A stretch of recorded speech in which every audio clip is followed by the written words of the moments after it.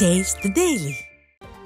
வயநாட்டில் 6வது நாளாக தொடரும் மீட்புப் பணியில் தமிழ்நாடு தீயணைப்புத் துறையினரின் மோப்ப நாய்கள் பிரிவு இறக்கப்பட்டுள்ளது. முண்டக்கை, சூரல்மலை, அட்டமலை, புஞ்சிரித்தோடு பகுதிகளில் இந்திய ராணுவத்தினர் மற்றும் தேசிய மீட்புப் படையினர் மற்றும் மாநில மீட்புப் படையினர் ஈடுபட்டுள்ளனர். அவர்களுடன் தமிழ்நாடு தீயணைப்புத் துறையினரின் மோப்ப நாய்களான ஜான்குட்டி, பாக்சர், ரஸ்கின் உள்ளிட்ட பெயர் பெற்ற மோப்ப நாய்களும் மீட்புப் பணியில் ஈடுபட்டுள்ளன. இதுவரை 360க்கும் மேற்பட்டோரின் உடல்கள் மீட்கப்பட்டுள்ள நிலையில் வீரர்கள் 7 குழுக்களாக பிரிந்து அதிநவீன இயந்திரங்களுடன் மொபைல் ஸ்கேனிங், கேமராவுடன் மண்ணில் புதைந்தவர்களை மீட்கும் பணியில் ஈடுபட்டுள்ளனர். நிலச்சரிவில் சிக்கியவர்களில் இன்னும் 200க்கும் மேற்பட்டோரின் நிலை தெரியாததால் உயிரிழப்பு எண்ணிக்கை மேலும் அதிகரிக்கலாம் என அஞ்சப்படுகிறது.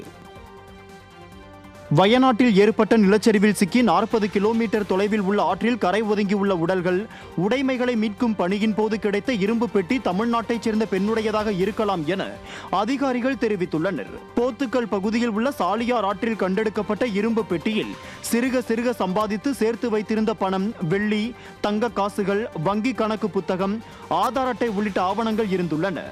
இதில் இருக்கும் ஆவணங்களின்படி அப்பெட்டியின் உரிமையாளர் நாகம்மாள் எனவும் அவரது கணவரின் பெயர் மகாதேவன் எனவும் தெரிய வந்துள்ளது. அவர்கள் தமிழ்நாட்டில் இருந்து குடிபெயர்ந்திருக்கலாம் என தெரிவித்துள்ள அதிகாரிகள் அவர்கள் உயிருடன் உள்ளார்களா இல்லையா என்பது தெரியவில்லை எனவும் தெரிவித்துள்ளனர்.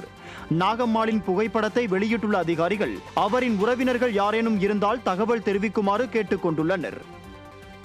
எல்லை தாண்டி மீன் பிடித்ததாக கூறி புதுக்கோட்டை மாவட்டத்தைச் சேர்ந்த 4 மீனவர்களை கைது செய்த இலங்கை கடற்படையினர் அவர்களின் விசைப்படகையும் பறிமுதல் செய்தனர். அறந்தாங்கி சட்டமன்ற தொகுதிக்குட்பட்ட ஜெகதாப்பட்டினத்தைச் சேர்ந்த 4 மீனவர்கள் கடந்த 3ஆம் தேதி கச்சத்தீவு மற்றும் நெடுந்தீவு அருகே மீன்பிடித்துக் கொண்டிருந்த போது இலங்கை கடற்படையினரால் கைது செய்யப்பட்டனர். கைதான மீனவர்களை உடனடியாக தாயகம் கொண்டுவர மத்திய மாநில அரசுகளுக்கு அவர்களது குடும்பத்தினர் கோரிக்கை விடுத்துள்ளனர்.